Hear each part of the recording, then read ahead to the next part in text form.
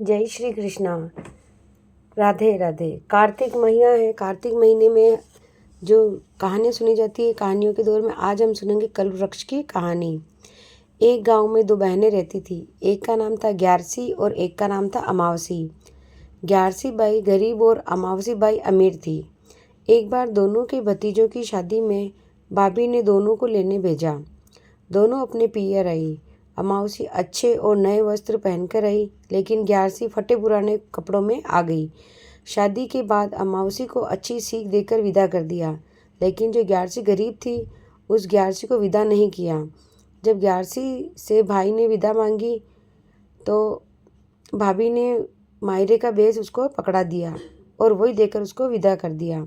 ग्यारसी पुराने कपड़े वहीं छोड़कर वेश पहनकर चली गई। भाभी ने आकर पूछा कि मेरा वेश कहाँ गया, तो भाई ने कहा कि मैंने ग्यारसी को देकर विदा कर दिया। भाभी ने गुस्से में ग्यारसी के पीछे गई और रास्ते में ही उसे रोककर वेश खुलवा दिया और वहीं ग्यारसी निवस्त्र हो गई और उसके पास एक कल्पवृक्ष की खोल में वो घुस गई और अपने आप पर रोने लगी। उधर शिव पार्वती जी दोनों निकल रहे थे। निकले रोने की आवाज़ सुनकर पार्वती जी कल्पवृक्ष के पास गए। ग्यारसी का दुख सुनकर उसने अपनी चुंदड़ी ओढ़नी दी और 5 सोने की मोहरें भी ग्यारसी को शिव शंकर भगवान ने दी। ग्यारसी अपने घर पहुंची तो 5 सोने की मोहरें उसने अपने पति को दी। उसने व्यापारी को मोहरें बेची और जो धन आया उसे अपना व्यापार शुरू कर दिया और धीरे धीरे उसका धन दिन दुगना रात चौगुना बढ़ता गया। उधर भाई भाभी के खाने के लाले पड़ गए। एक दिन भाभी ने भाई से कहा, चलो अमावसी के यहाँ चलते हैं। 2-4 दिन तो अमावसी ने कुछ नहीं कहा, लेकिन बाद में वह कहने लगी, ज़्यादा दिन मैं यहाँ नहीं रहने दूंगी। रास्ते में भाई ने कहा कि अब ग्यारसी के यहाँ चलते हैं। भाभी ने कहा कि वह खुद गरीब है, हम उसके ऊपर बोझ कैसे बने।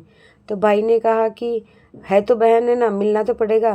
ग्यारसी के पहुँचे तो ग्यारसी बहुत खुश हो गई। दोनों भाई भाभी की बहुत आवभगत की और भाई ने सारा हालचाल बताया। बहन बोली, आप दोनों चाहो तब तक यहीं रहो। भाई को बहनोई के साथ कारोबार में लगा दिया और खूब धन दिया। भाभी ग्यारसी बहन के पाँवों में गिरकर माफ़ी मांगी और कहने लगी, ग्यारसी ने भी अपनी भाभी को माफ़ कर दिया और कहा कि यह सब कल्पवृक्ष की माया है। गरीब हो या अमीर हो, सबका सम्मान करना चाहिए। तब से कल्पवृक्ष की कहानी कहने वाले सुनने वाले सब पर शिव पार्वती की कृपा होती है। जैसी शिव पार्वती ने ग्यारसी बाई पर प्रसन्न हुए, वैसे सब पर प्रसन्न होना। जय श्री कृष्णा। राधे राधे।